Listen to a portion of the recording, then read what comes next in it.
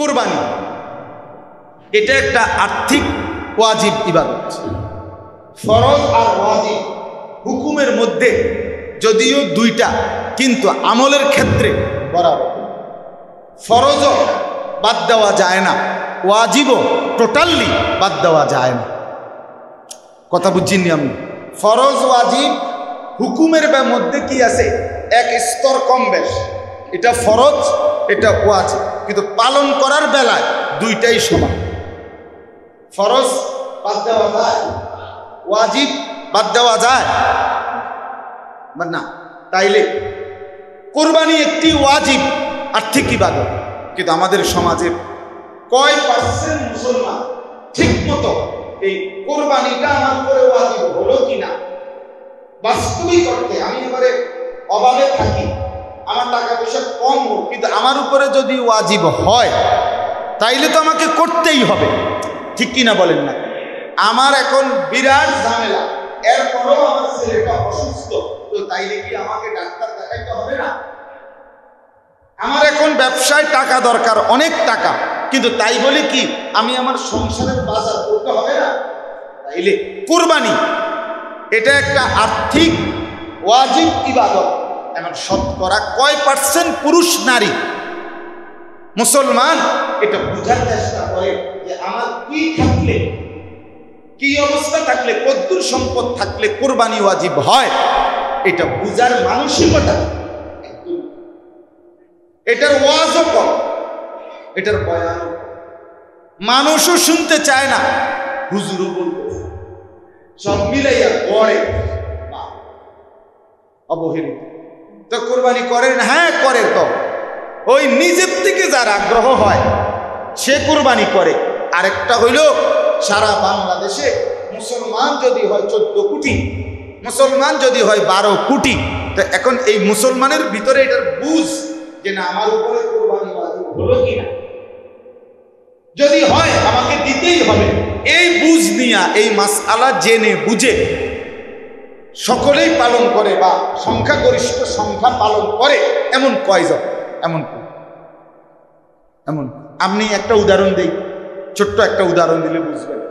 মনে করেন ফুত বিদেশ থাকে, বাপ মা জীবিত, ছেলেটা সব সময় বাড়িতে টাকা পাঠায়, 20,000 10,000 করে, 2 মাস পর পর, 1 মাস পর পর বাড়িতে কি পাঠায়? টাকা পাঠায়। মা বাবা এটা দিয়ে সংসার চালায়, বউ বাচ্চা, নিজেদের জীবন চলে, ভালো কথা। কোরবানি আসছে, এখন ছেলেটা বিদেশ থেকে বাড়িতে 30,000 টাকা পাঠাচ্ছে, বুঝছেন?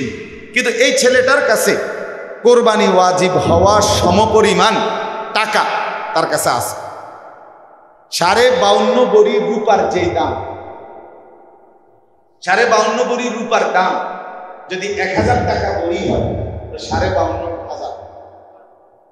52,500 টাকা রূপার বড়ি। 800, 700, 1000 কিংবা 1200 এর রূপার বড়ি 3000 4000 টাকা হয় না। এই 1000 1200 1300 800 কখনো কমে যায়, কখনো বাড়ে, এর মধ্যেই থাকে। তাইলে 52,500 অথবা 60,000 হবে, যদি 1200 একটু বাড়ে। এই টাকাটা এই ছেলেটার কাছে আছে, বিদেশে না বিদেশে আছে, তার কাছে তার ব্যাংকে জমা আছে, অথবা তার বউয়ের কাছে যে বাইর টাকা পাঠাইছে সেখানে আছে, অথবা কোনো সমিতির মধ্যে লাগাইয়া রাখছে, অথবা ব্যাংকে জমা করে রাখছে, যেখানেই হোক তার কাছে মনে করেন টাকা। সে কি শুধু এই মাসে, মে মাসে, এখন এই মে মাসে যে বাড়িতে যে 30,000 টাকা পাঠাইছে, তার কাছে বিদেশের এই ছেলেটার কাছে শুধু এই 30,000 টাকাই না, আর টেয়া নাই। কথা বলেন না কেন? আর টাকা নাই তার কাছে। তাইলে এই পরিমাণ টাকা, ওই যে 52.5 বড়ি রূপার সমপরিমাণ দাম পরিমাণ টাকা, তার নিত্য প্রয়োজনীয় বাজার খরচ, সংসার খরচের অতিরিক্ত যদি থাকে, কোন দিন? কোরবানির দিন 10ই জিলহজ সকাল থেকে 12ই জিলহজ, মানে যে 3 দিন কোরবানি করা যায়, এই 3 দিনের সন্ধ্যা পর্যন্ত ওই পরিমাণ সম্পদ যদি টাকা কারো কাছে অতিরিক্ত থাকে, ব্যাংকে থাকুক, হাওলাত থাকুক, কিস্তিতে থাকুক, কোনো সমিতিতে থাকুক, কারো কাছে থাকুক, তার টাকা, তার মালিকানাধীন টাকা, তাহলে এই ছেলেটার উপরে কোরবানি ওয়াজিব। এখন যে 30,000 টাকা পাঠাইল, এটা দিয়া বাড়িতে মা বাবার নামে অথবা শুধু বাপের নামে এক শরিক কি দিল? কোরবানি দিল। তাহলে বাবার কোরবানি তো আদায় হয়েছে, কিন্তু আল্লাহর কসম ওই ছেলের কোরবানি আদায় হয় নাই। যে জীবনে আল্লাহর আনুগত্য নেই, যে জীবনে রাসূলুল্লাহ সাল্লাল্লাহু আলাইহি ওয়াসাল্লামের আনুগত্য নাই, সেটা মানুষ হিসেবে বেঁচে থাকে না। কোরআনুল কারীমে আল্লাহ বলছে, মান আমিলা সালিহাম মিন যাকারিন আও উনসা ওয়া হুয়া মুমিন ফালানুহইয়ান্নাহু হায়াতান তাইয়্যিবা। এই যে স্পষ্ট আয়াত দেখেন ভাইয়া, এদিক সেদিক তাকায় আল্লাহর ওয়াস্তে খামখেয়ালি করলেও সময়টা শেষ হয়ে যাবে, মনোযোগ দিলেও সময়টা শেষ হয়ে যাবে। একদম হাতে গোনা অল্প সময়। আমার আবার বয়ান আছে রসুল্লাহ, আমি সেখানে আবার গিয়ে বয়ান করতে হবে ইনশাআল্লাহ। এই জন্য আমি নির্দিষ্ট সময়ই শেষ করে দিতে হবে। তো আল্লাহ তাআলা বলেন, পুরুষ কিংবা নারী, মিন যাকারিন আও উনসা, পুরুষ হোক নারী হোক, যদি দুই জিনিস থাকে, এক ঈমান, দুই আমলে সালেহ, নেক আমল, তো আল্লাহ তাআলা ওয়াদা দিয়েছেন ফালানুহইয়ান্নাহু হায়াতান তাইয়্যিবা, আমি তাকে একটা পবিত্র আরামের জীবন দান।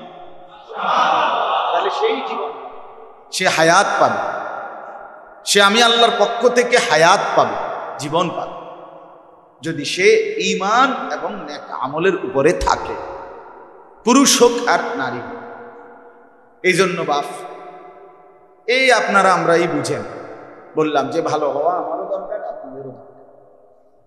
জিন্দিগি মানুষ বানানো আমারও দরকার, আপনারও দরকার।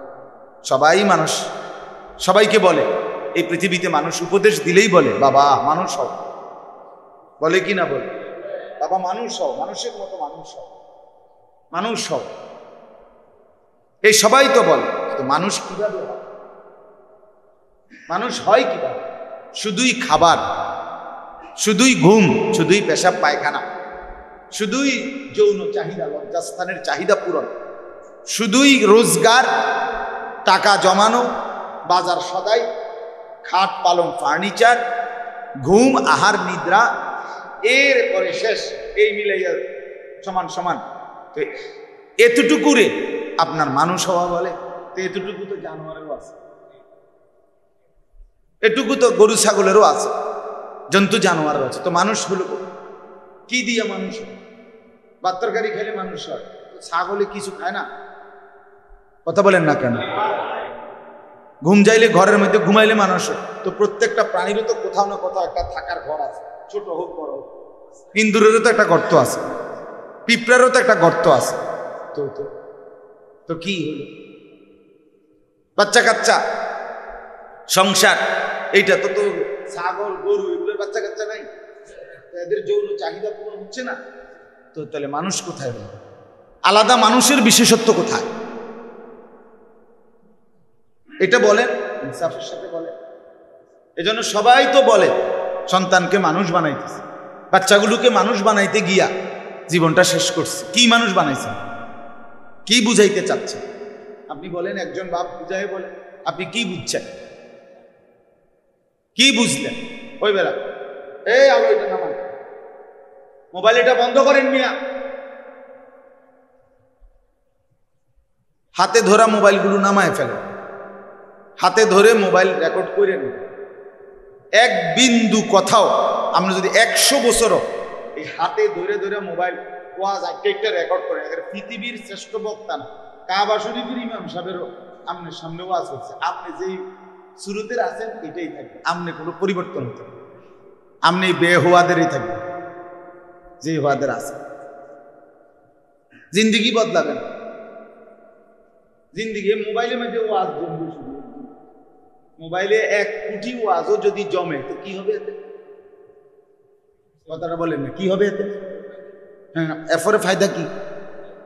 বাংলাদেশের 1 লক্ষ হুজুরের সাথে আপনার একটা ছবি আছে, তো এতে কি কবরের যাব না? এটা ফেরেশতারে জমা দিলেই তো মাশাআল্লাহ, বাপ রে বাপ, তুই তো ছোটখাটো লোক না, হ্যাঁ, দামি দামি মানুষ বাংলাদেশের সব বক্তাদের লগে হের ছবি, হেরে বেহেস্তে দিবে না মানে আপনার একবার হাসপাতালে টাঙ্গাই আছে। এজন্য নিজের পরিবর্তন দরকার। তো যাই হোক, দেখেন বলতেছিলাম আমি, আমরা সবাই চাই নিজ পরিবারকে, নিজের সন্তানদেরকে মানুষ বানাই, কিন্তু মানুষ বানাই কিভাবে এটাও তো জানা যায়, এটাও তো জানা যায়। আল্লাহ তাআলা কোরআনে বলছে লিমা ইউঈকুম, আল্লাহ এবং তার রাসূলের আহ্বানে যদি সাড়া দাও তাহলে এর মধ্যেই রয়েছে তোমাদের হায়াত, তোমাদের জীবন, তোমাদের বেঁচে থাকা, তোমাদের মানুষ পরিচয়ের সার্থকতা।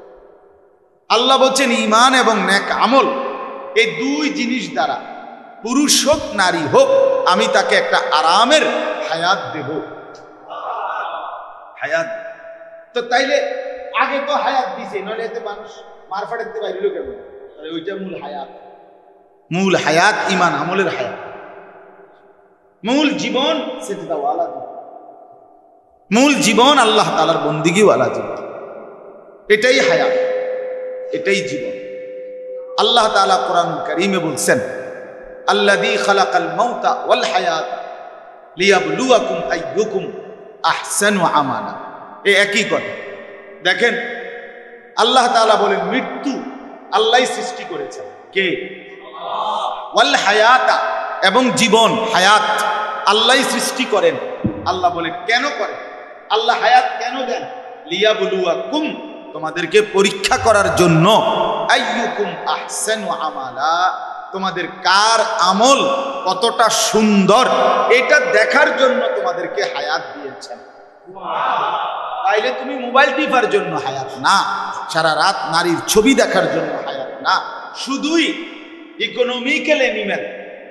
আজকে মানুষকে ইউরোপ, আজকে বস্তুবাদিতা, আজকে পুঁজিবাদী, এই ক্যাপিটালিজম অর্থাৎ সম্পদ জমানোর এক অদম্য নেশা, পাগলা নেশা। হালাল হারাম, বৈধ অবৈধ, জায়েজ না জায়েজ, এইটা আমি বুঝি না। টাকা জমানো এটাই আমার জীবনের সার্থকতা, আমার পড়ালেখার সার্থকতা, আমার সমস্ত সার্টিফিকেটের সার্থকতা হইল আমি শুধু টাকা জমাবো। কিছু বৈধ হবে, কিছু অবৈধ হবে, কিছু যৌক্তিক, কিছু অযৌক্তিক। অযৌক্তিক বলছে আমারে পরিষ্কার দোয়া চাইছে, হুজুর চাকরিটা যাতে হয় একটু দোয়া করেন। তা আমি কইলাম যে দোয়া করি আল্লাহ তাআলা যেন আপনার উপরে দয়া করে। তো কোনো অসুবিধা আসেনি? আমি কয় না হুজুর, সামান্য কয়টা টাকা চাইছে, আপনার এই টাকাটা যদি দিতে পারি চাকরিটা হয়ে যাবে। কত? যে 12 লাখ টাকা। তো 12 লাখ টাকা দিলে চাকরিটা হয়ে যাবে। তাই বেতন কত? বেতন হইল 8,500 টাকা। তাহলে আমি বললাম যে বেতন হইল 8,500 টাকা, দিতে হবে 12 লাখ টাকা। তো এই টাকা উঠবে কোন সময়? কেমনি উঠবে? টিআরডি উঠবো কেমনি? হুজুর ওনারা বলছে 1-1.5 বছর টাকা উঠবে।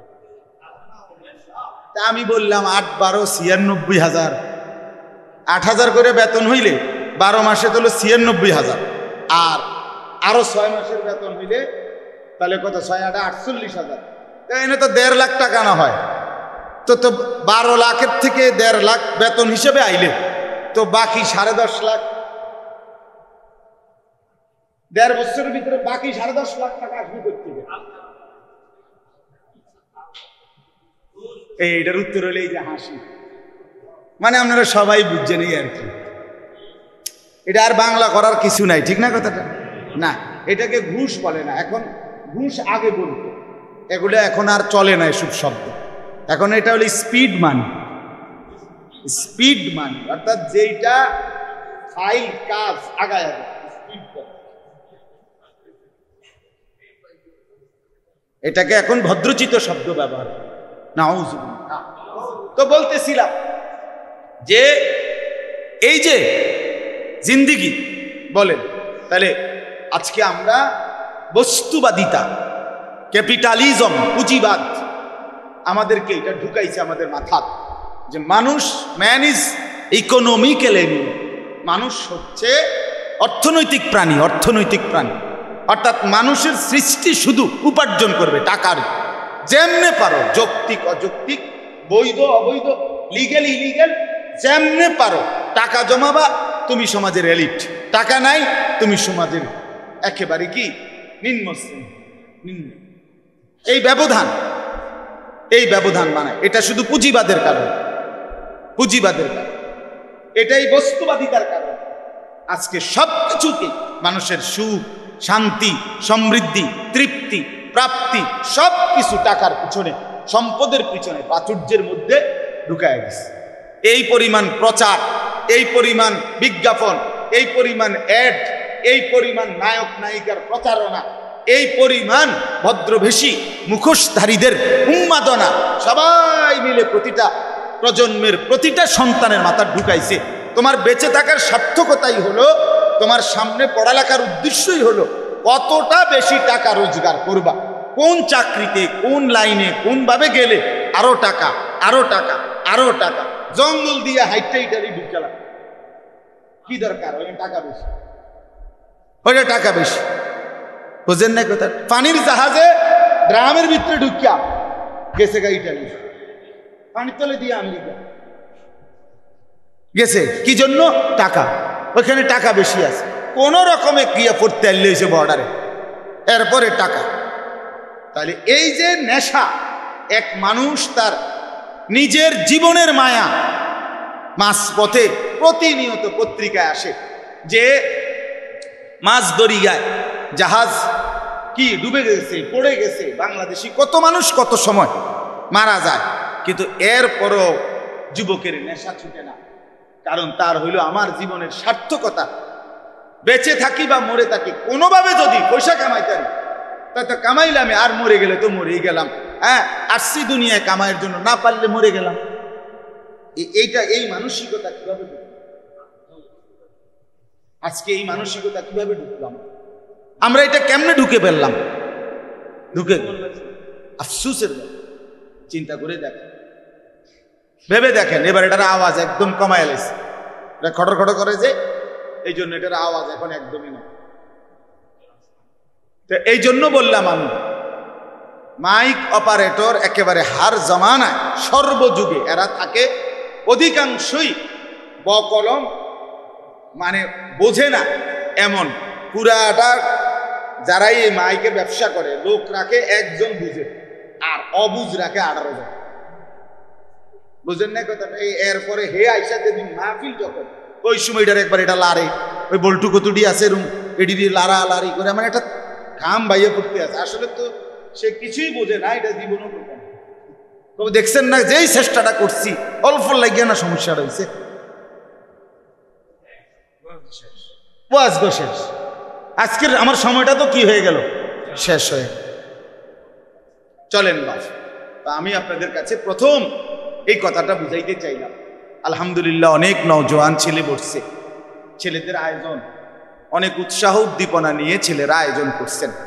আমার কথা এটা ভাইয়া, এটা বুঝা উচিত, নিজের আত্মপরিচয় চিনা, এটা বুঝা আসলে আমার কাজটা কি, আমি কি, আমি আসলাম করতে, এটা একটা বুঝা, মানুষের একটা বুঝ থাকা চাই, সুনির্দিষ্ট একটা মানুষের বুঝ থাকতে হয় যে আমি আসলে যাচ্ছি কোন, আমার এই যে জিন্দিগি, এই জিন্দিগির শেষ।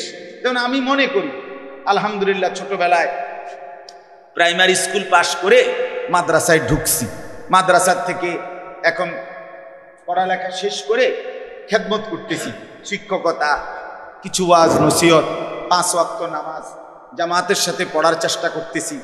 তো মনে করেন আমার একটা টার্গেট আছে যে আমি যদি কষ্ট করে হইলো আল্লাহ বিল্লাহ করে নামাজ ঠিকমতো পড়ে হালাল হারামের পার্থক্য মেনে চলতে পারি, তা আমার বিশ্বাস এটা যে আমার এই গন্তব্য আখিরাতে জান্নাত, আল্লাহর দয়া। ঠিক কিনা বলেন? বাকি আমি আল্লাহর দয়া হয় যেই রাস্তায়, এই রাস্তার পথে চলার চেষ্টা করতেছি। ঠিক কিনা বলেন? আমার একটা গন্তব্য আছে, আমি একটা বুঝ নিয়ে চলতেছি। কিন্তু যে ছেলেটা খোদার 365 দিনে কোনো দিন ফজরের নামাজ পড়ে না, সে কি বুঝে চলতেছে? যে ছেলেটা মনে করেন সারা দিন রাত মোবাইলে নারীর ছবি দেখে, অশ্লীল দৃশ্য, তুমি কতজন বেডি তোমার দরকার মনে করে আগাইছো। কতগুলো বেডি তোমার লাগবে, মানে কয়জন, 20 জন না 40 জন না 18 জন, কতগুলো নর্তকী দেখলে তোমার শখ মিটবে, আউশ মিটবে তুমি জানো না। লোনা পানি দিয়ে তৃষ্ণা মেটে না, এটা একটা মনীষীদের কথা। যে কেউ সমুদ্রের লোনা পানি যদি কারো গলায় ঢোকে, তার পানির তৃষ্ণা বেড়ে যায়, তখন সে আরো যদি পানি পান করে লোনা পানি, কিন্তু সেটা কখনোই তৃষ্ণা নিবারণ করে না, সেটা আরো তৃষ্ণা। কিন্তু পবিত্র পানি, হ্যাঁ মিষ্টি পানি, যেটা পবিত্র পানি, সেটা কিন্তু তৃষ্ণা এক গ্লাসেই মিটে যায়। এই জন্য হারাম হারাম নজর, এই ভিন নারী, অশ্লীল দৃশ্য, অবৈধ কোনো মেয়ের সাথে প্রেম, এটা লোনা পানি, এটা কোনোদিন তৃপ্ত করবে না, বরং তৃষ্ণাই বাড়াবে।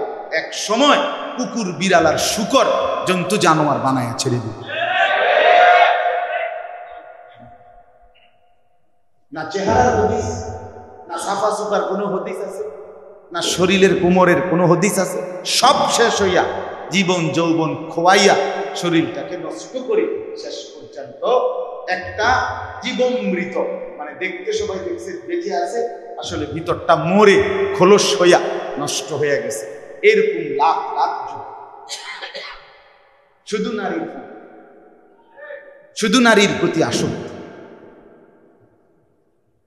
শুধু নারীর, অথচ সেও জানে যে এই পৃথিবীতে স্বামী স্ত্রী, নারী পুরুষের এই সম্পর্কের কারণেই মানুষের এই ধারা এই পর্যন্ত আসছে। এটা একটা স্বাভাবিক বিষয়, কমন বিষয়, জেনারেল বিষয়।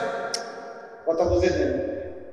কাজেই এই পৃথিবীর এত লক্ষ মানুষ বিয়ে করছে, আল্লাহ তাআলা তাদের জন্য একজন স্ত্রীর ব্যবস্থা করছে, তো আমার জন্য এটা হবে স্বাভাবিক। এইটার জন্য এই আহামরি এত নষ্ট হইয়া যাওয়া আমি বুঝি নাই, আমার মাথার ধরে নাই, বুঝেন নাই কথা? এটার লেগে এত নষ্ট হয়ে যাইতে যে আমার একেবারে শরীর, স্বাস্থ্য, সময়, জীবন, যৌবন, কিশোর, তরুণ, এই বয়সটা পুরাটা নারী দেখতে দেখতে, উলঙ্গ ছবি দেখতে দেখতে, অশ্লীল দৃশ্য দেখতে দেখতে, কোনো মেয়ের সাথে হারাম প্রেম করতে করতে শেষ করে দিতে হবে। কিসের জন্য? এটা তো এমনি মিলছে, এটা তো এমনি মিলছে।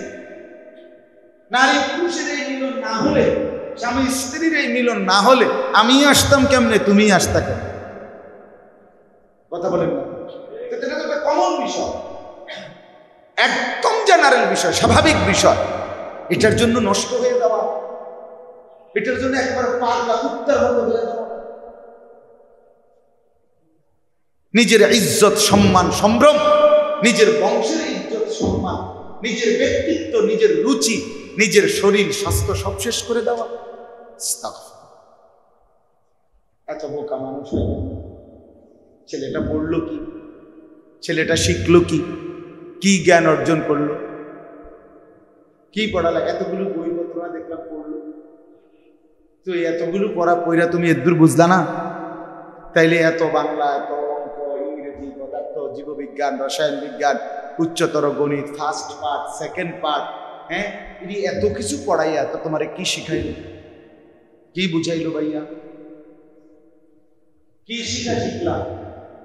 নিজের শরীরও নষ্ট করলাম, নিজের হাতটাকেও গুনার কাজে ব্যবহার করলাম, সারা রাত বিনিদ্র অশ্লীল দৃশ্য দেখলাম, হ্যাঁ, এক ওয়াক্ত নামাজও পড়লাম না, একটা সেজদা দিতেও মন চায় না।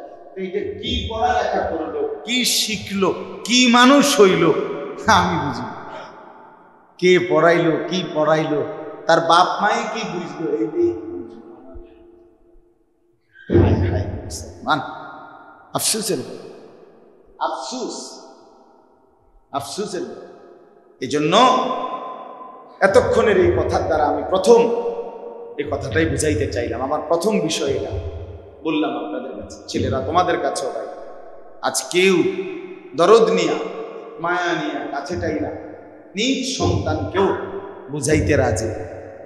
সবার হিসাব হলো টাকা পয়সা, বাবা মা, আত্মীয় স্বজন, দাদা দাদি, এই সবাই কথা আর মারতো না চাই জিঙ্গাও পড়লে পড়বনি, নাহলে বিদেশ ফেলাই দাও, উদয় এত ঝামেলা সহ্য হয় না, খালাস।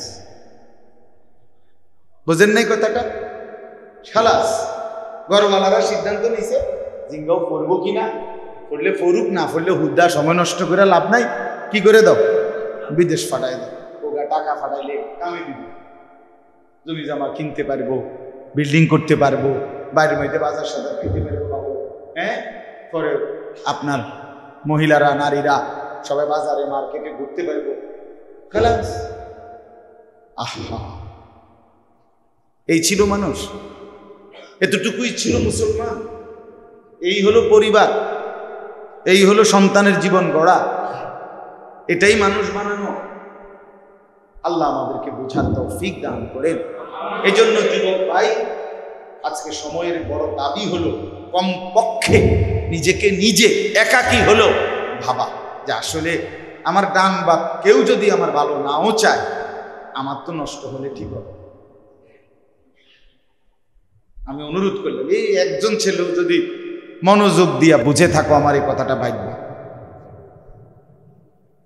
যে আমার কেউ তো আমার কিছু বলে, আমি এমন হয়ে গেলাম, এই যে আমি এক ওয়াক্ত নামাজ পড়ি না, কেউ কিছু পায় না, আমি যে সারাদিন মেয়ের ছবি দেখি, কেউ আমাকে কিছু বলে, কারণটা কি? এইভাবে সবাই ছেড়ে দিল তোমার, এর পরিণতি কোথায়? এর গন্তব্য কোথায়? তুমি সারা রাত উলঙ্গ ছবি দেখার পরেও তোমার ভিতরে ভয়ও আসবে না যে কেউ দেখে ফেললে কি বলবে? কিছুই বলবে না, সে বোঝে। কেউ জানবেও না, দেখবেও না, দেখলেও কিছু বলার সাহসও নাই, কিছু বলার রুচিও নাই। এই যে তোমাকে সবাই ছেড়ে দিল, ফেলে দিল, আপন মা বাপও ভুলে গেল, এর চাইতে বড় লানত অভিশাপ আর কি হইত? বেটা, তোর উপরে এত বড় খোদার গজব আর কি পড়তো? হ্যাঁ, কেউ তোর খোঁজ রাখে না বেটা। তোর চরিত্রহীনতায়, বন্যার পানির মতো চরিত্রহীনতার মধ্যে তুমি ছুটছ। নারী, জিনা, ব্যভিচার, নিজের হাত নষ্ট করা, যা বুঝানোর বুঝতে উচ্চত, যৌন লিপ্সায়, শাহওয়াতের তাড়নায় শরীর যৌবন দেহ নষ্ট করা, অথচ কেউ বাধা দিচ্ছে না, কেউ কিছু বলতেছে না, কেউ নজরও রাখতেছে না। আমি তো আমার মাকে দেখছি বারান্দার মধ্যে, আমি মোড়া দিয়া বইছি, মোড়া, এটা আমি আরো বয়ানে বইছি, বারান্দায় মাদ্রাসার থেকে আইসা মোড়া দিয়া বারান্দায় একটু বইছি, মা রান্না করে, আমি মোড়াত বইয়া মার লগে কথা কইতেছি, মা আমারে কইতেছে আনিস ভিতরে আয়া না। তা আমি ভিতরে আইসা বললাম, মা কি তৈছে? বইলাম কদ্দুর? কয় না, হে ঘরের কাজের মেয়ে জানালা দিয়ে তোর দিকে চাইয়া দিছে। মা এটা নজর রাখছে, আমার মা আমার স্পষ্ট মনে, মা এটা কি রাখছে নজর, সে আমার মা, তিনি আমার মা।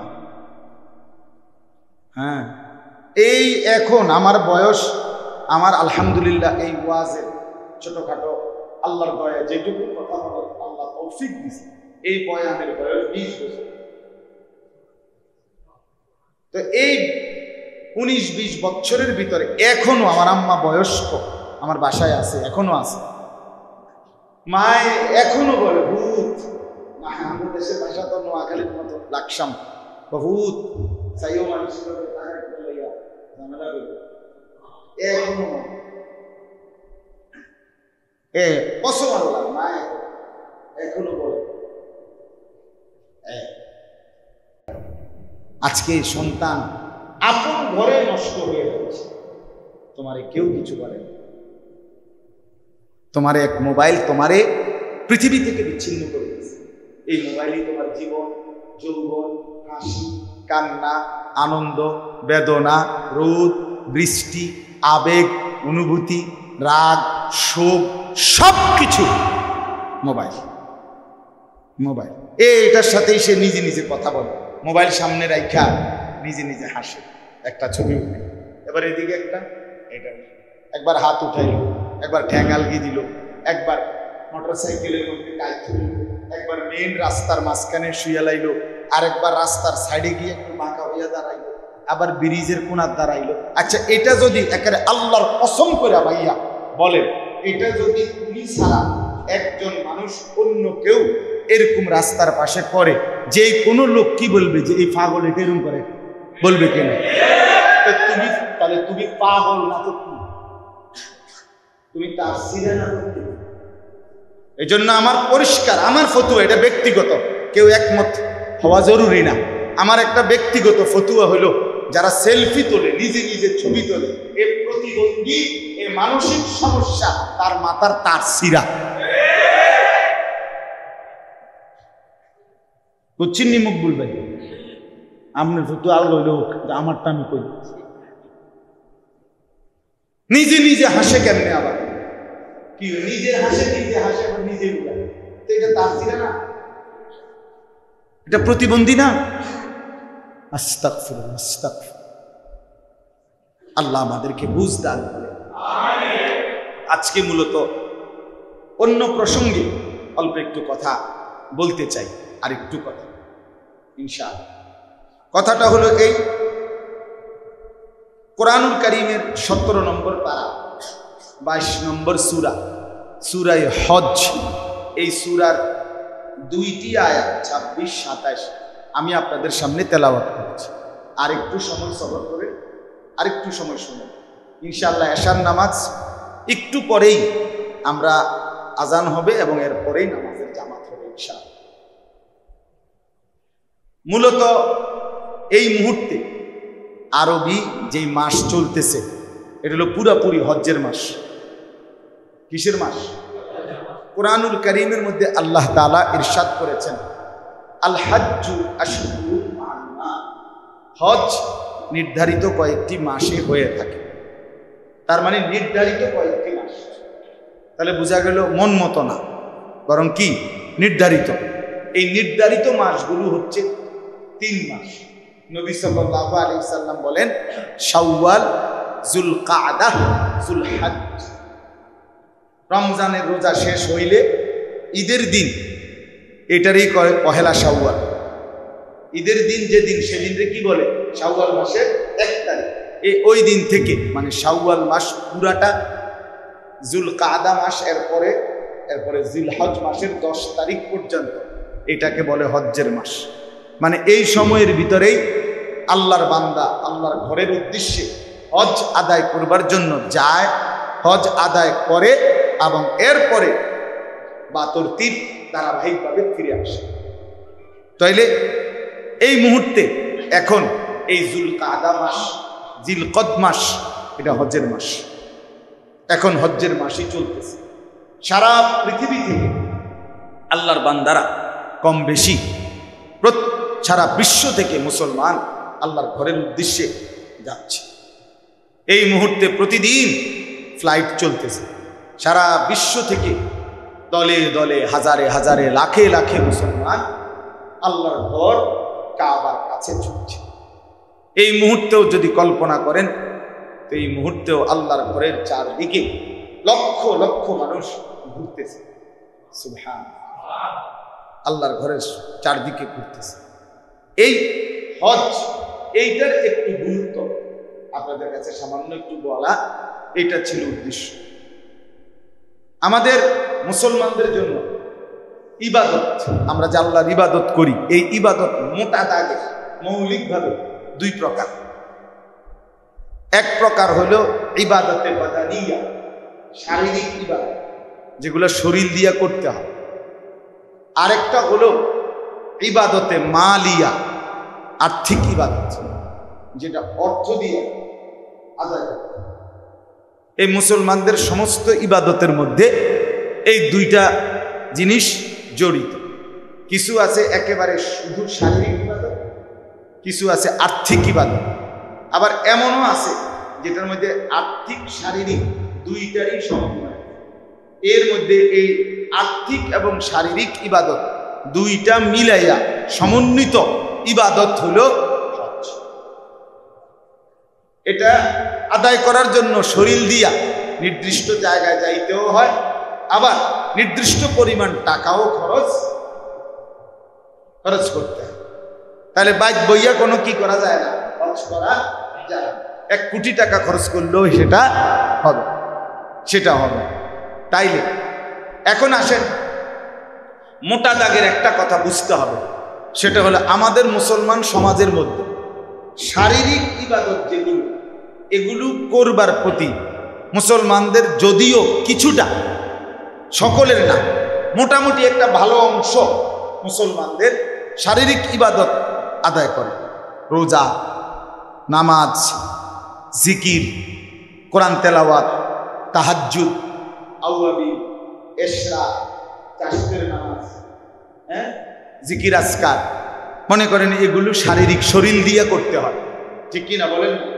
এগুলো মোটামুটি মুসলমানদের মধ্যে একেবারে ব্যাপক না হোক, মোটামুটি অংশ আদায় করে। পুরুষরাও নামাজও পড়ে, রোজাও রাখে, এরপরে আপনার জিকির করে, কোরআন শরীফ তেলাওয়াত করে, আউয়াবিন পড়ে, মাগরিবের পরে, সকালবেলা ইশরাকের নামাজ পড়ে, রাত্রিবেলা তাহাজ্জুদের নামাজ পড়ে, সব সময় তাসবিহ তাহলিল করে, আল্লাহ বিল্লাহ করে।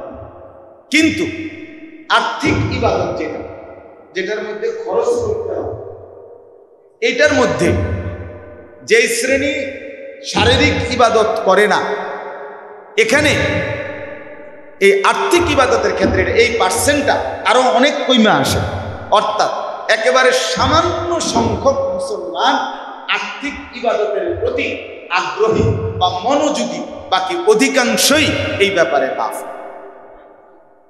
ব্যাপারে দান সাদাকা, আর্থিক ইবাদত, এই ব্যাপারে প্রত্যেকের মধ্যে বখিলি, কৃপণতা। যাকাত একটি আর্থিক ফরজ ইবাদত। আর্থিক কি ইবাদত? ফরজ ইবাদত যাকাত।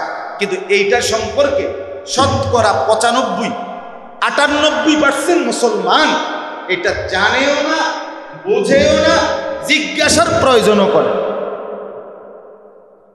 আপনি বলেন এখানে, এখন বলেন, যারা একেবারে বাচ্চা ছেলে, কিশোর, তরুণ, অগকথা বাদ দেন, যারা কিছু টাকা পয়সা রোজগার করেন, চাকরি করেন, ব্যবসা করেন, কিংবা কামাই রোজগারি আছে, জায়গা জমি আছে, তারা কয়জন এই পর্যন্ত কোন আলেমে দ্বীনের কাছে আয়েশা জিজ্ঞেস করছেন যে হুজুর, আমার মোট এই সম্পত্তি, সহায় সম্পত্তি আছে, এই অবস্থায় আমার উপরে যাকাত ফরজ হইল কিনা, হইলে কদ্দুর হইল, কদ্দুর দিন, এটা বুঝার চেষ্টা করছে নিজ ফরজে, যে এটা ফরজ। এরকম মুসলমান পাওয়া যাবে একদমই অল্প, একদমই অল্প।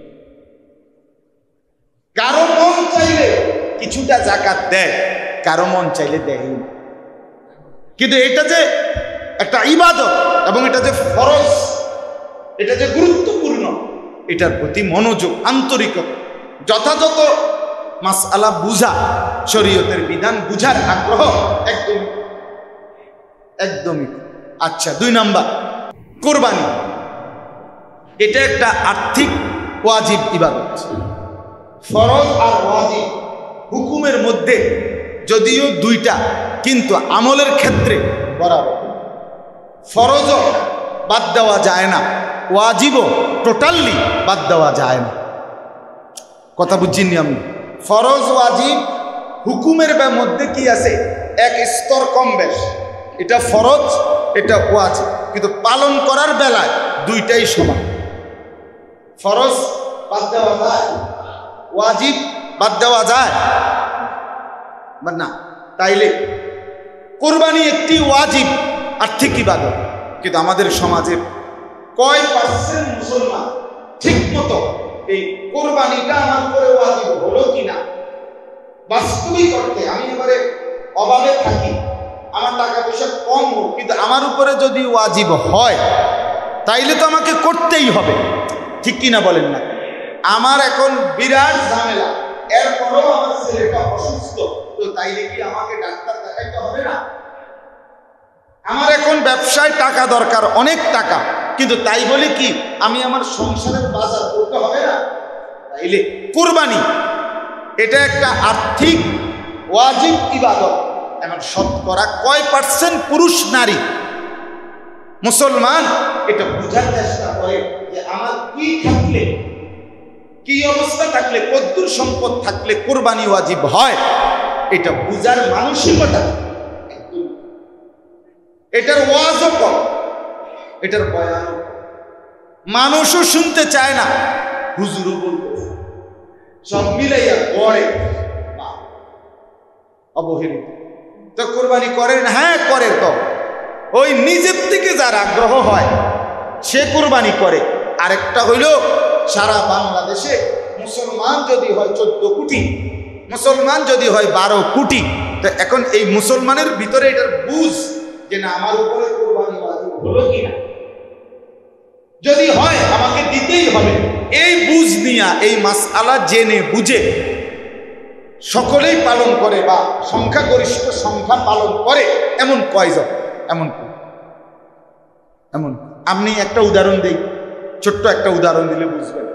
মনে করেন ফুত বিদেশ থাকে, বাপ মা জীবিত, ছেলেটা সব সময় বাড়িতে টাকা পাঠায়, 20,000 10,000 করে 2 মাস পর পর 1 মাস পর পর বাড়িতে কি পাঠায়? টাকা পাঠায়। মা বাবা এটা দিয়ে সংসার চালায়, বউ বাচ্চা নিজেদের জীবন চলে, ভালো কথা। কোরবানি আসছে, এখন ছেলেটা বিদেশ থেকে বাড়িতে 30,000 টাকা পাঠাচ্ছে, বুঝছেন? কিন্তু এই ছেলেটার কাছে কোরবানি ওয়াজিব হওয়া সমপরিমাণ টাকা তার কাছে আছে। 52.5 বড়ি রূপার যেই দাম, 52.5 বড়ি রূপার দাম যদি 1000 টাকা বড়ি হয়, তো 52,500 টাকা রূপার বড়ি। 800, 700, 1000 কিংবা 1200 এর ভিতরে বুঝলেন? রূপার বড়ি 3000 4000 টাকা হয় না, 1000 1200 1300 800 কখনো কমে যায় কখনো বাড়ে, এর মধ্যেই থাকে। তাইলে 52,500 অথবা 60,000 হবে, যদি 1200 একটু বাড়ে। এই টাকাটা এই ছেলেটার কাছে আছে, বিদেশে না বিদেশে আছে, তার কাছে তার ব্যাংকে জমা আছে, অথবা তার বউয়ের কাছে যে বাইর টাকা পাঠাইছে সেখানে আছে, অথবা কোনো সমিতির মধ্যে লাগাইয়া রাখছে, অথবা ব্যাংকে জমা করে রাখছে, যেখানেই হোক তার কাছে মনে করেন টাকা। সে কি শুধু এই মাসে, মে মাসে, এখন এই মে মাসে যে বাড়িতে যে 30,000 টাকা পাঠাইছে, তার কাছে বিদেশের এই ছেলেটার কাছে শুধু এই 30,000 টাকাই না, আর টেয়া নাই। কথা বলেন না কেন? আর টাকা নাই তার কাছে। তাইলে এই পরিমাণ টাকা, ওই যে 52.5 বড়ি রূপার সমপরিমাণ দাম, পরিমাণ টাকা তার নিত্য প্রয়োজনীয় বাজার খরচ, সংসার খরচের অতিরিক্ত যদি থাকে, কোন দিন? কোরবানির দিন 10ই জিলহজ সকাল থেকে 12ই জিলহজ, মানে যে 3 দিন কোরবানি করা যায়, এই 3 দিনের সন্ধ্যা পর্যন্ত ওই পরিমাণ সম্পদ যদি টাকা কারো কাছে অতিরিক্ত থাকে, ব্যাংকে থাকুক, হাওলাত থাকুক, কিস্তিতে থাকুক, কোনো সমিতিতে থাকুক, কারো কাছে থাকুক, তার টাকা, তার মালিকানাধীন টাকা, তাহলে এই ছেলেটার উপরে কোরবানি ওয়াজিব। এখন যে 30,000 টাকা পাঠাইল, এটা দিয়া বাড়িতে মা বাবার নামে অথবা শুধু বাপের নামে এক শরিক কি দিল? কোরবানি দিল। তাহলে বাবার কোরবানি তো আদায় হয়েছে, কিন্তু আল্লাহর কসম ওই ছেলের কোরবানি আদায় হয় নাই।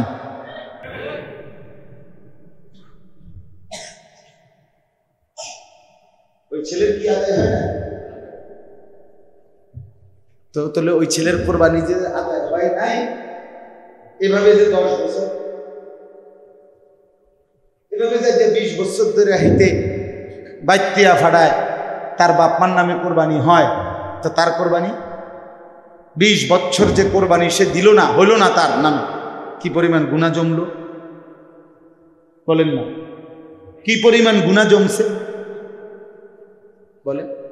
রাসূলুল্লাহ সাল্লাল্লাহু আলাইহি ওয়াসাল্লাম বলেন, মান কানা লাহু সাআতুন ওয়া লাম ইউদাহি, যার সামর্থ্য ছিল কিন্তু কোরবানি করলো না, ফালা ইয়াতরাবান্না সালাহ, সে যেন আমাদের ঈদগাহে, মানে ঈদের নামাজ পড়ার জন্য না আসে, না আসে।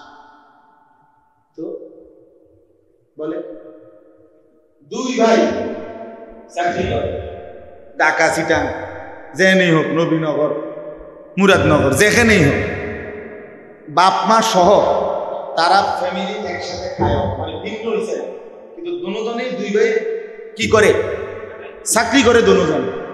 তো এখন কোরবানি আসছে, দোনো ভাই মিল্লা 20,000 টাকা বা 30,000 টাকা বাপের হাতে দিচ্ছে। আব্বা একসাথেই তো আমরা আপনার নামে কোরবানি দেব, আর ঈদের দিন গোস্ত দিলে দোনো ঘরে আমরা কুদ্দুর কুদ্দুর করে কি করে দিয়েন, ভাগ করে দিয়েন, অথবা এক লগে রাইন্দা রাইন্দা কোরবানি না দুধ দেওয়া। হ্যাঁ, মিল্লা জিল্লা তো গোস্ত সবাই খামু আমরা।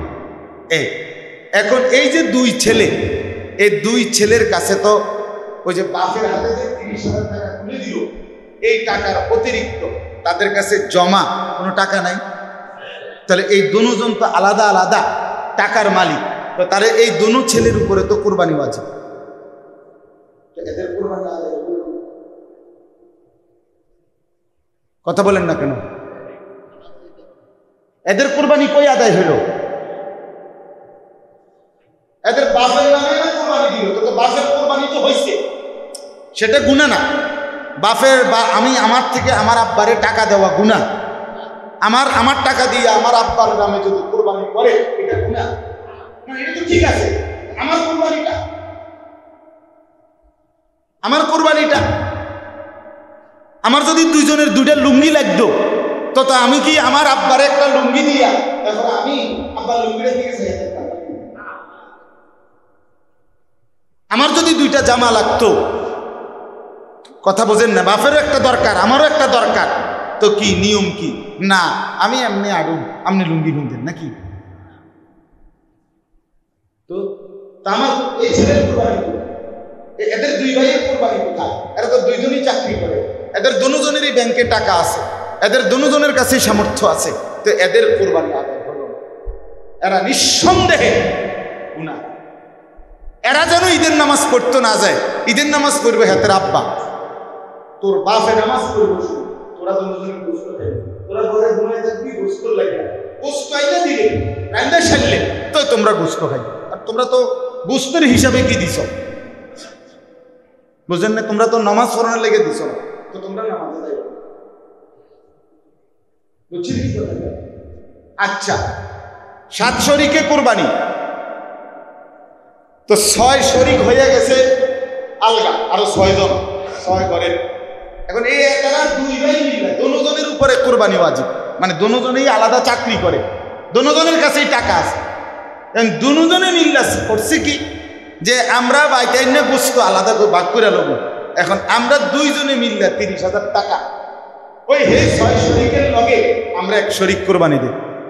হ্যাঁ, এরা দোনো ভাই মিল্লা কি দিল? 30,000 টাকা দিল, দিয়া এক শরীক কোরবানি অংশগ্রহণ করলো। কার লগে? 6 শরীকের লগে। কয় শরীকের লগে? কথাটা বুঝছি না? এখন কি দাঁড়াইলো? এখানে দুইজনের উপরে কোরবানি ওয়াজিব হয়েছিল, এরা দুইজনের উপরে কোরবানি ওয়াজিব, আর আগের তো কি হয়ে গেছে? এই এখন কয়জনের কোরবানি শুরু? একজনের কোরবানি।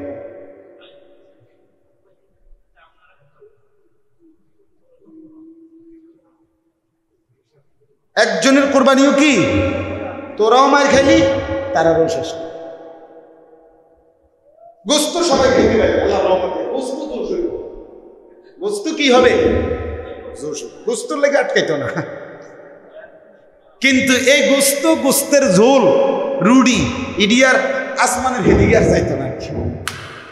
ইডি এন থেকে শেষ ঠিকানা পাত্র, দেখছি থেকে পেন, সেখান থেকে কি খালাস। আল্লাহ আমাদেরকে মাফ করবেন। আমি আরো অনেক উদাহরণ দেওয়া যায়, এটা একদিনে 1 ঘন্টা একবারে বোঝানো সম্ভব না। আমি শুধু উদাহরণ দিলাম, গুরুত্বটা বুঝাইতে চাইলাম কি পরিমাণ মুসলমানের উপরে কোনো মহিলা তার কাছে 1 ভরি 1.5 ভরি স্বর্ণ আছে, ওই কোরবানির ঈদের দিন, এই 10ই জিলহজ কোরবানির ঈদের 3 দিন তার কাছে ওই সময় স্বর্ণ রৌপ্যর সাথে আরো 10,000 টাকা আছে। এই বুড়ির ফুতেই আলগা, মা আব্বারের সংসারের যা যা টাকা লাগে কিন্তু দিছি আমনের লাগে মা 10,000 টাকা 5,000 টাকা এটি হাবড়াতে কইেন না, আমনি খরচ খরচ করেন রাখেন। এভাবে ফুতে মনে করেন এ বুড়িরে সবসময় টাকা দেয়। বুঝছিনি কথাটা? আমার আম্মা একেবারেই অসুস্থ, কিছু তেমন বুঝেও না। কেমন আমার বাসাতেই এখন আছে, থাকে, খায় দায় সব কিছু, মার কোনো কিছুর দরকারও নাই। আজকে সকালেও নাস্তার আগে দিয়ে দেখি মায় টাকা গনে। আমি বললাম মাইরি সাইকুদ্দুর গনে চাই, আমি কত চাই? 11,000, 500 টাকার নোট সব 22টা, 11,000। ওই যে আমি বড় ভাই মেজো ভাই তারা কেউ 500 কেউ 1000 কখনো কখনো দেয় না মারে, তো মাই টাকা এডিস মাইয়া কথা বুঝছেন কিনা? এরকম মহিলাদের মধ্যে থাকতে পারে কিনা? অ্যাভেলেবেল আসেনি, মানে আসেনি। আজ থেকে 20 বছর আগে 30 বছর আগে অন্যরকম ছিল। আগে আমাকে বাপ চাচা দাদারা বেডিতে রাতে সারে নাও দিত না। আমি আমার আব্বারে দেখতাম আরেক দিকে ফিরাটে আগুন। কথার কথা আগে ছিল না, মহিলারা সাহসও করতো না। খবর লইব, হিসাব লইব। এখন পুরুষ তার সমস্ত ইনকামের টাকা পয়সা সব হিসাব জমায়ে রাখে হেবড়ির কাছে। উনি এলেন এটিএম বুথ। এটিএম বুথ বুঝেন না, যেটাতে টেয়া বাইর করে। মহিলার কাছে টাকা থাকে, মহিলার কাছে অ্যাভেলেবেল টাকা থাকে। তাহলে কোনো মহিলার কাছে যদি ওই স্বর্ণরৌপ্য এবং এই যে আলগা টাকা ওই 3 দিনে 10,000 টাকা 5,000 টাকা আছে, 1 বছর মেয়াদি না, ওই 3 দিনের মধ্যে আছে, তাহলে এই দুইটা মিলাইলে ওই যে স্বর্ণ যে আছে তার গহনা আর এই টাকাটা, এই দুইটা মিলাইয়া যদি 52.5 ভরি রূপার দাম সমপরিমাণ হয়, এই ধরেন দাম 52,500 বা 50,000 বা 60,000, তাহলে এই মহিলার উপরে আল্লাহর কসম নিঃসন্দেহে কোরবানি। এখন বলেন কি পরিমাণ মহিলার উপরে কোরবানি ওয়াজিব? কথা বলেন না, কি পরিমাণ মহিলাদের উপরে কোরবানি ওয়াজিব বর্তমান সময়? যেই কোনো মহিলার কাছে আপনি স্বর্ণ পাইবেন, বেডির ভ্যানিটি ব্যাগের মধ্যে খুঁজলে 5-10 হাজার টাকা আলগা পড়ে রয়েছে, মানে পুরো টাকাই খরচ করে। কি খরচ করবো না, তো কাজ নাই, অন্য কোনো হয়তো দরকার নাই, স্বামী তো সব করতেছে। তাইলে আমি আপনাদের কাছে আজকে এটা বুঝাইতে চাইলাম, আমাদের এই যাকাত, মনে করেন একজন, প্রায় সময় আমি বলি, একজন ফকির ভিক্ষা করে। কি করে? এখন তার কাছে ভিক্ষার টাকা 60,000 টাকা জমছে। এই 60,000 টাকা সে এবছর মে মাসে ওনার কাছে রাখছে। আমি আমার টাকা দিয়ে আপনার কাছে দিয়ে রাখলাম, আমার লাগলে আমি নিব, কথার কথা। আচ্ছা, এবার এই লোকটা চলতেছে প্রতিদিন, তার ওই ভিক্ষার টাকা দিয়ে, তার তো ডেইলি ইনকাম আছে, এটি দিয়েই তার কি চলে মনে করেন চলতেছে। তো এই 60,000 টাকা যেমনের টাকা এমনে আগামী বছরে মে মাস পর্যন্ত 1 বছরে এই টাকা উনি আর নেয় নাই, এটা লাগেও নাই হাতের। হাতে তো কি দিয়ে চলে? ডেইলির ভিক্ষার টাকা দিয়ে চলে। এই ভিক্ষু এই 1 বছর যখন পূর্ণ হলো, কিসের উপরে? 60,000 টাকার উপরে। এই বছর আইসে 1 বছর পরে ওই যে 52 ভরি রূপার দাম সমপরিমাণ এই টাকার মূল্য কিনা? কথা বলেন না কেন?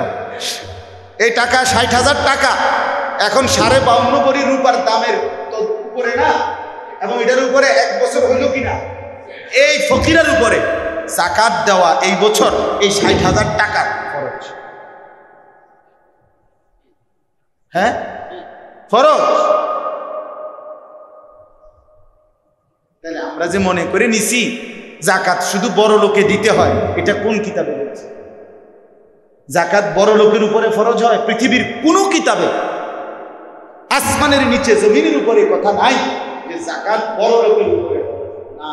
শরীয়ত কর্তৃক একটি নির্দিষ্ট পরিমাণ অর্থ যার কাছে 1 বছর পরিমাণ থাকে তার উপরে যাকাত ফরজ। একজন লোক একবারে গুলশান থাকে, তার বাড়ি গাড়ি আপনার 200 কোটি টাকার মালিক সে, কিন্তু তার ব্যাংকে ঋণ আছে, তার ঋণ আছে, সে 250 কোটি টাকার ঋণ। আমার আপনার কাছে না 1 কোটি টাকা অনেক কিছু মনে হয়। বড় বড় শিল্পপতি, গার্মেন্টস মিল ফ্যাক্টরির মালিক, এরা শুরুই তো করে 100 কোটি 200 কোটি লইয়া, কথাই শুরু করে দিবে। কথা বুঝছেন না? তাইলে তারা কোটি কোটি টাকা ঋণ থাকে, তাদের ঋণ থাকে কিনা বলে। লোকটা যদি ধনী, বাংলাদেশের মনে করেন সবচেয়ে দামি গাড়িতে চলে, 1 লাখ টাকা বাসা বাড়ি ভাড়া বাড়িতে সে থাকে, গুলশানে থাকে, কিন্তু তার ইনকাম আছে 2 কোটি টাকা, ঋণ আছে 2.5 কোটি টাকা। এখন এই বেটার উপরে যাকাত ফরজ? 1 টাকাও ফরজ। তো এবারটা তো ধনী, এবারটা তো কি ধনী। তাহলে ধনীর উপরে ফরজ হয় শরীয়ত কর্তৃক নির্ধারিত সম্পদ, শরীয়ত কর্তৃক নির্ধারিত সম্পদ, শরীয়ত কর্তৃক নির্ধারিত নিয়মের মধ্যে পড়লে ওই ব্যক্তির উপরেই কি হয়? যাকাত ফরজ হয়। সেটা ধনী না ফকির ওটা দেখা। আচ্ছা, এবার আর একটা মাসালা শুরু, এরপরে আমি বিস্তারিত বলবো না, শুধু এটাই বুঝাইলাম। হজ, কোন ব্যক্তি মনে করে উনি ওনার আমি ধরেন আমি আমার 4টা ছেলে, আমার বিবি, তাহলে এই নিয়ে আমার ফ্যামিলির সদস্য এখন আমরা 6 জন, আমি, আমার স্ত্রী আর আমার 4টা ছেলে মেয়ে। কয়জন হইল? 6 জন। এই 6 জনের বাজার খরচ, ঘর ভাড়া, গ্যাস বিদ্যুৎ বিল, ওষুধপত্র, একেবারে মনে করেন ভালোভাবে যদি চলতে হয় 1.5 মাস বা 2 মাস লাগবে। মনে করেন 2 মাসে একেবারে বেশি ধরলাম 2 লাখ টাকা, সাপোজ ধরে নিলাম, এই ফ্যামিলিটা চলতে লাগবে। আর আমার একটা গাড়ি আছে ব্যক্তিগত, আমার বাড়ি আছে, মানে আমার ঘর আছে, আমার জমি আছে, গ্রামে কিনা জমি আছে আমার দেশে, তাই আমার যা আছে এই সবগুলো একত্র করলে দাম হিসাব ধরলে সৌদি আরব মক্কায় আল্লাহর ঘরের উদ্দেশ্যে যাওয়া, ওইখানে হজ্জের সময়কালীন থাকা, আবার ফিরে আসা, এই পর্যন্ত যেই টাকাটা লাগে, ধরেন এখন প্যাকেজ মিলাই দিছে 7 লাখ, 6.5 লাখ, 8 লাখ, কথার কথা, এটা একটা হিসাব করে দিছে না। এখন তো বুঝাই যায় কত লাগে, কারণ এটা তো একটা কি করে নেয়, 43 দিনের জন্য 40 দিনের জন্য একটা প্যাকেজ কইরা টাকাটা একসাথে করে কি করে নেয়। তাহলে 7 লাখ এবছর গড়ে 6.5-7 লাখ টাকা করে কি যাচ্ছে, হজে যাচ্ছে। তো এখন এই 7 লাখ আর 2 লাখে কত হইল? আরো 1 লাখ ধরেন না, 10 লক্ষ টাকা। তাহলে আমার যেই সম্পদ আছে এটার হিসাব করে যদি 10 লক্ষ টাকা হয়, আমি এদেরকে সংসারের এদের খরচ দেওয়ার পরে যাওয়া থাকা আসা পরিমাণ সম্পদ আমার কাছে আছে, তাহলে এই ব্যক্তির উপরে হজ করা ফরজ।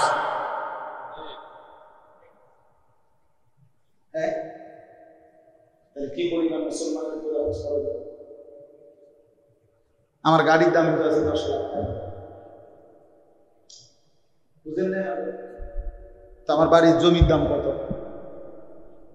আমার যে 18 শতক জমি আছে, আমার একসাথে কিনে একখান দিয়ে আরো বাপ দাদার বাপ মার থেকে যে পাইছি জমি, হেদি আমার দাদার আমলের জমি আছে না, আমার আব্বা মারা যাওয়ার পরে আমরা ওয়ারিস হিসাবে জমি পেয়েছি না, বলে আমি আমারটা বললাম আর কি। এবার আপনি আপনারটা ভাবেন, হিসাবটা বুঝেন কি পরিমাণ মুসলমানের উপরে হজ, অথচ আদায় করতেছে কয়জন, বুঝতেছে কয়জন? আচ্ছা, আমি এখন আমার সাথে আমার প্রিয় ছাত্র মাওলানা ইয়াহিয়া, সেও ভালো আলেম, বয়ান করে, কোম্পানিগঞ্জ মরক বাজার মসজিদের খতিব, ওই আসছে একসাথে, আমরা আমার গাড়িতে আসছি, আমি এখনো গাড়িতে ওরে উর্দু ফতুয়ার কিতাব থেকে পড়ে শুনাইছি। কোনো ব্যক্তির কাছে মনে করে নবীনগরের এই রাস্তার পাশে আমনের বসতের জমি না, আলগা জমি আছে 10 শতক, এখান থেকে যদি 2 শতক জমি বিক্রি করলে সৌদি আরবে যাওয়া থাকা আসা, ওই যে কইলাম 8 লাখ ধরে নিলাম, এই 8 লাখ টাকা হয়ে যাবে। আর বাকি থাকলো না আরো 8 শতক, এই 8 শতক জায়গাও যদি বেঁচে বাকিটা, তাইলেও তার সংসার চলবে, মানে বাজার খরচাটা, স্ত্রী পুত্র পরিজনের কোনো অসুবিধা হবে না। সেখানে বেচার তো প্রশ্নই নাই। এই লোক কোনো এই জমির টাকা দিয়া সংসার চালান, এর আরো কি আছে, ব্যবসা আছে, ছেলে বিদেশ আছে, কথা বুঝছেন, অন্য খরচ ইনকাম তার আছে। কিন্তু শুধু যদি এই জমিটা উদ্দূর বেচে, তাইলে তার টাকা হবে হজে যাওয়া আসার, আর বাকি টাকা জমিটাও যদি বেচে এটা দিয়েও সংসার চলবে। সেখানে আলগা টাকা থাকলে তো কথাই নাই। তো এই ব্যক্তির উপরে নিশ্চিত শুনে নেন, এই ব্যক্তি শুধু এই জমি, 1 টাকাও ক্যাশ নাই, কিন্তু কি আছে, এরকম জমিটা আছে। এই জমি থাকার কারণে এই ব্যক্তির উপরে হজ করা ফরজ ফরজ ফরজ। এই এখন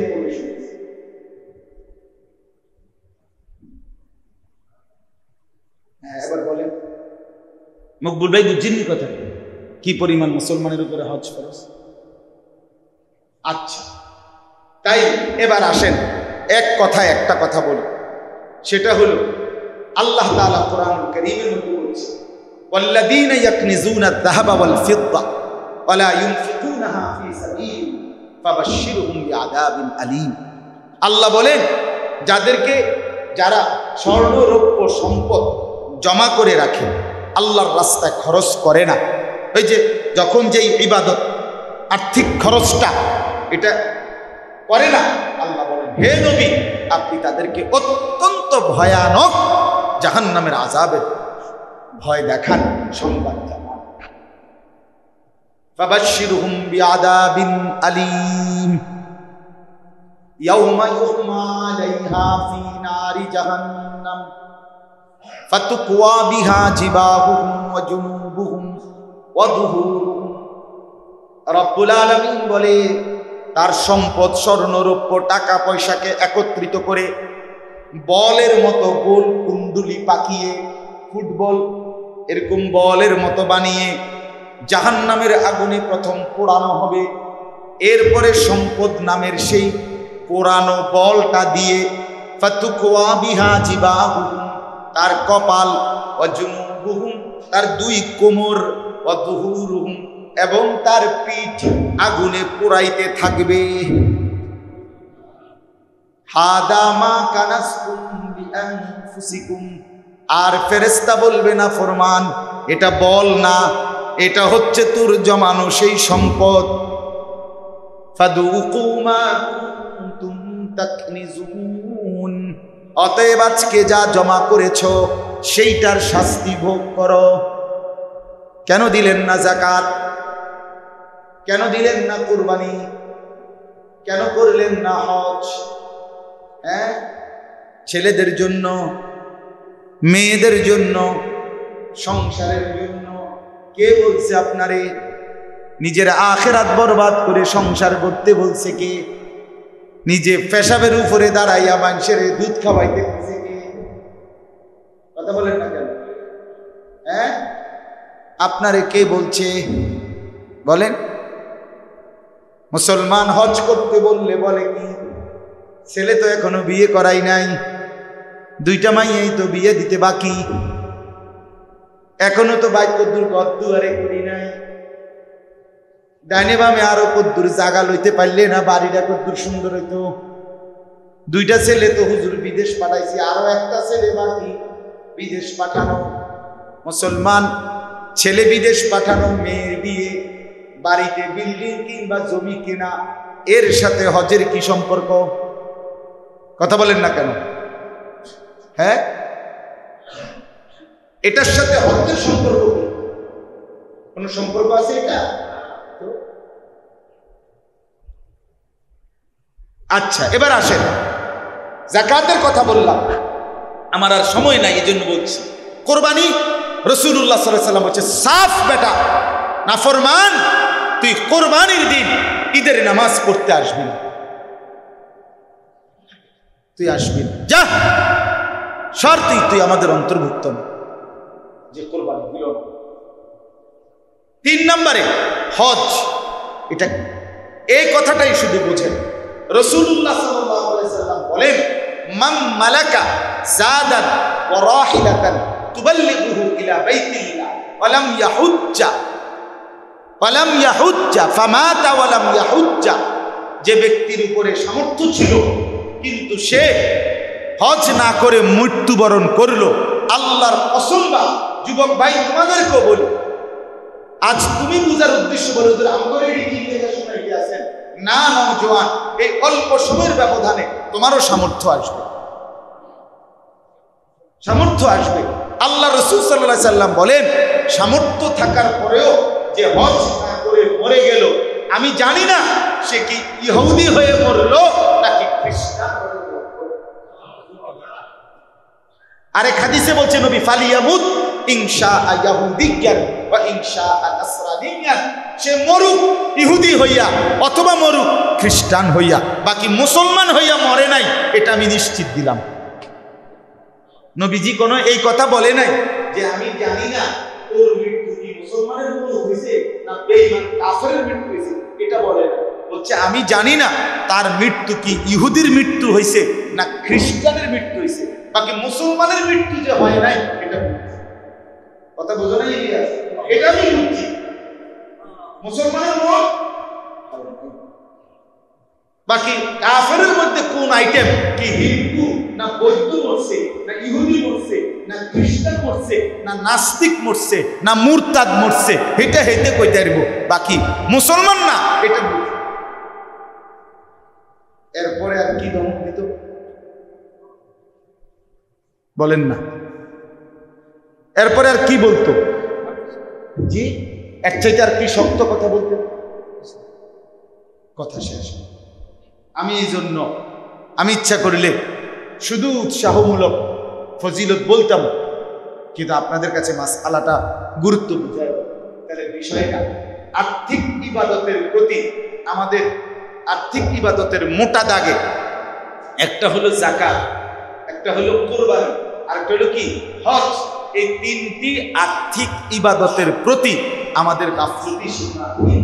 এই জন্য এইবার সিদ্ধান্ত নিছি, আমার হজ্জের ফ্লাইট আল্লাহ চাহে তো ইনশাআল্লাহ জুন মাসের 5 তারিখ আমার হজের ফ্লাইট। তো আল্লাহ যদি নেয়, নিয়ত করছি এর আগের দিন যে কয়দিন আল্লাহ করাইলে প্রত্যেক বয়ানে এই হজ, যাকাত, কোরবানি, এই 3 জিনিসের গুরুত্ব এটা বলে যান,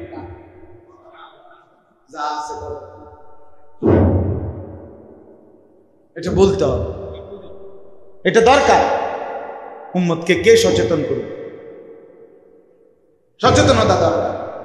খামখেয়ালি গেলাম হইলে কার মনে না চায় ফোলাগা বিদেশ গেছে, ফাটাইবো কয় খেতে তো কোঁতায় এবারটা কোঁতায়, বুঝেন নাই? সুখের আলাপ করে কয় গেলাম বইলে হবে, কিন্তু হেতে তো কইছে ফাটাইবো ফোলাগা বিদেশ, ওই ফোলাগা বিদেশকে দিয়া দিলে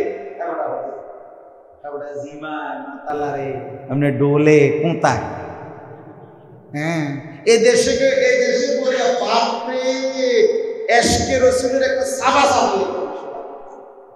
মানে মাইক খেলাইছে একদম, জিলাপিয়ে বিরিয়ানি খিচুড়ি এমনি সুইরে লাইছে, আপনার উড়ে লাইছে নবী দেশ।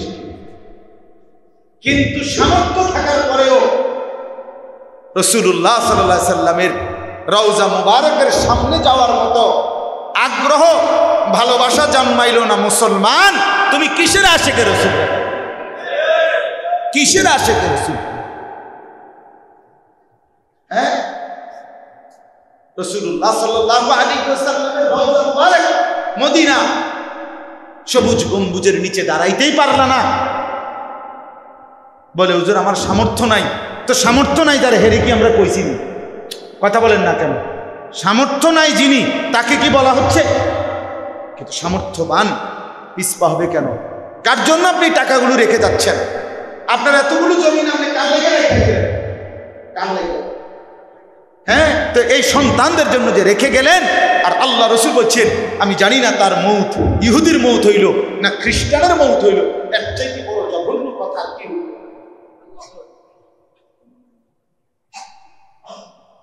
আল্লাহ আমাদেরকে বুঝ দান করে, আল্লাহ আমাদেরকে কবুল করে,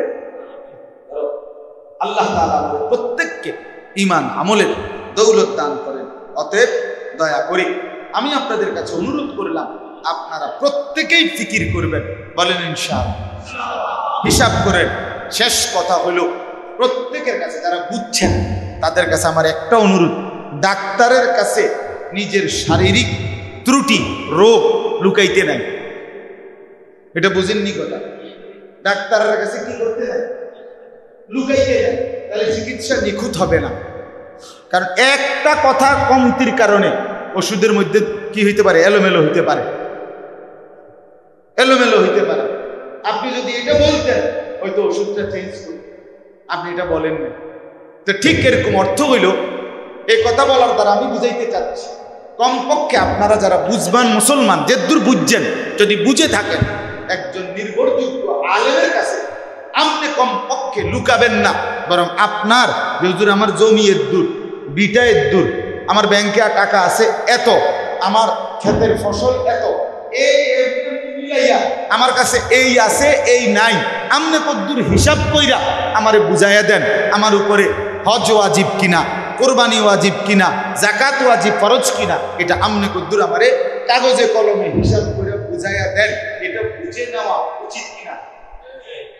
যদি আমি ওয়াজিব হওয়ার পরেও, ফরজ হওয়ার পরেও খামখেয়ালি কইরা এলাম না, আমার মরণ ইহুদির মরণ হইলে তখন কি হবে?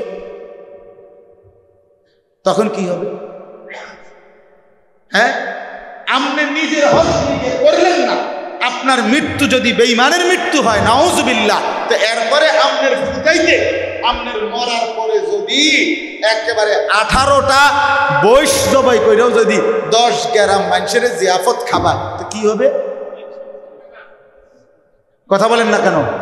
কি হবে? থাকতে 1 টাকা, না থাকতে 1 কোটি টাকাও সমান হয় না। আমার জীবিত থাকতে আমার 1 টাকাও দরকার, আমি মরে গেলে 1 কোটি টাকাও আমার দরকার নেই। ঠিক কিনা বলেন না কেন?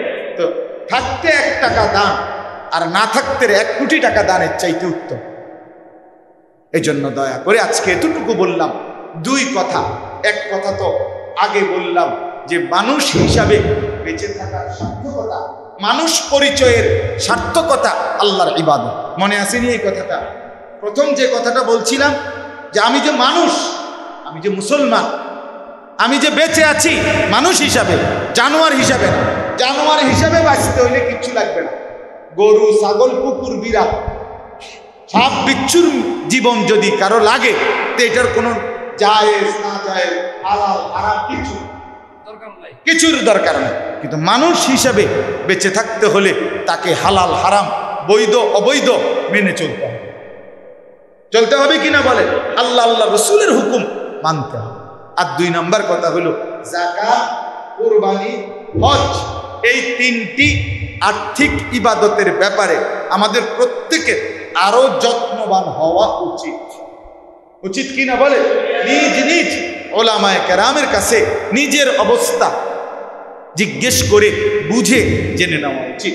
আল্লাহ তাআলা আমাদের প্রত্যেককে তৌফিক দেন, কবুল করেন। আজকের এই ইসলাহি মজলিসে আল্লাহ তাআলা বরকত দান করেন।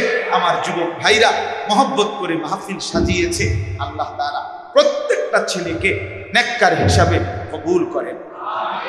আলহামদুলিল্লাহ রাব্বিল আলামিন। আল্লাহুম্মা আনতাস সালাম ওয়া মিনকাস সালাম, তাবারাকতা ইয়া যাল জালালি ওয়াল ইকরাম, ইয়া আরহামার রাহিমিন, ইয়া আরহামার রাহিমিন, ইয়া আরহামার রাহিমিন। ربنا ظلمنا أنفسنا وإن لم تغفر لنا وترحمنا لنكونن من الخاسرين ربنا آتنا في الدنيا حسنة وفي الآخرة حسنة وقنا عذاب النار رب ارحمهما كما ربياني صغيرا ربنا هب لنا من أزواجنا وذرياتنا قرة أعين واجعلنا للمتقين إماما مولاي كريم अपनी माफ করে দেন रब करीम अपनी माफ করে দেন मेहरबान मौला अपनी माफ করে দেন আয় আল্লাহ আপনি মাফ করে দেন পিছনের জিন্দেগীর সমস্ত গুনাহ মাফ করে দেন সামনের জীবন নেক আমল দ্বারা ভরপুর করে দেন আয় আল্লাহ সিজদাওয়ালা কপাল বানিয়ে দেন কাঁদনেওয়ালা চোখ বানিয়ে দেন জিকিরওয়ালা জবান বানিয়ে দেন মোহাব্বতওয়ালা দিল বানিয়ে দেন বন্দিগিওয়ালা জিন্দেগি বানিয়ে দেন আয় আল্লাহ আমাদের সমস্ত কবরবাসীদেরকে মাফ করে দেন কিয়ামত পর্যন্ত কবরের আযাব মাফ করে দেন কবরগুলোকে জান্নাতের টুকরা বানিয়ে দেন আল্লাহ আমরা যারা বেঁচে আছি আমাদেরকে ঈমান আমলের দৌলত দান করেন ইজ্জত আফিয়ত দান করেন তাকওয়া তাহারত দান করেন হিম্মত ইখলাস দান করেন 5 ওয়াক্ত নামাজ জামাতের সাথে আদায় করার তৌফিক দান করেন মাওলা আমার মুরব্বী বাবা চাচাদেরকে আরো বেশি নেক আমলের তৌফিক দান করেন আমার জওয়ান যুবক ভাইদেরকে আল্লাহ আপনি কবুল করে নেন আল্লাহ আপনার দ্বীনের দিকে ফিরায়া দেন 5 ওয়াক্ত নামাজি বানায় দেন মোবাইলের আসক্তি থেকে বাঁচান নারীর আসক্তি থেকে বাঁচান মদ জুয়ার আসক্তি থেকে বাঁচান জিনা ব্যভিচারের আড্ডা থেকে বাঁচান আল্লাহ ছেলেগুলোকে বদলে দেন যুবকদেরকে বদলে দেন আল্লাহ আজকের এই মাহফিল যেই যুবকরা সাজিয়েছে তাদের জিন্দেগি সাজায়া দেন তাদের চেহারা সাজায়া দেন তাদের চুল সুন্দর করে দেন আখলাক সুন্দর করে দেন আল্লাহ এই মসজিদখানা কবুল করে নেন মসজিদের প্রথম দিন থেকেই পর্যন্ত জায়গা দিয়ে জমি দিয়ে টাকা দিয়ে পয়সা দিয়ে বুদ্ধি দিয়ে পরামর্শ দিয়ে যারা যত খেদমত করেছে সকলকে আপনি কবুল আর মঞ্জুর করেন মসজিদের ইমাম সাহেব খতিব সাহেব মুয়াজ্জিন সাহেব কমিটি মুসল্লি সকলকে কবুল আর মঞ্জুর করেন আয় আল্লাহ অসুস্থ বিমারি যারা শিফা করে দেন প্রত্যেকের কামাই রুজিতে হালাল বরকত দান করেন প্রবাসী বিদেশি যারা সহি সালামতে নিরাপদে রাখেন আমার গোটা দেশের উপরে খায়র ও বরকত নাযিল করেন আল্লাহ আমার দেশের শাসক থেকে শুরু করে দিন মজুর পর্যন্ত আল্লাহ প্রত্যেককে নামাজি বানায় দেন চাচা যান তার মার জন্য দোয়া চেয়েছে আল্লাহ মার কবরকে নূরে নূরে ভরপুর করে দেন যেই উলামায়ে কেরাম এসেছেন আল্লাহ প্রত্যেকটা আলেমে দ্বীনকে উম্মতের ফিকির দান করেন দর্দে দিল দান করেন দর্দে নববী দান করেন রব্বির হামহুমা কামা রব্বায়ানি সগীরা আয় আল্লাহ মা বোনদেরকে পর্দা খুশিদা দান করেন মা ফাতেমা রাবিয়া বুসরিয়ার মতো বানিয়েই দেন ফিলিস্তিনের মজলুম মুসলমানদেরকে রেহাই দিয়ে দেন ইসরায়েলের ইহুদি বেঈমানদেরকে ধ্বংস করে দেন রব্বির হামহুমা কামা রব্বায়ানি সগীরা সুবহান রাব্বিকা রব্বিল ইজ্জাতি আম্মা ইয়াসিফুন ওয়া সালামুন আলাল মুরসালিন ওয়ালহামদুলিল্লাহ।